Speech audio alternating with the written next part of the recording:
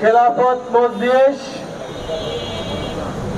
আমাদেরকে বিভ্রান্ত করা হচ্ছে বিভিন্নভাবে যে তারা নির্বাচন বিলম্বিত করার জন্য রাজপথে নেমেছে। আমরা বলি আমরা ঘোষিত ফেব্রুয়ারিতে নির্বাচন চাই এবং নিম্ন কক্ষে আমরা পিয়ার চাই না। ভালোভাবে বুঝতে হবে, নিম্ন কক্ষে আমরা পিয়ারের পক্ষে নই।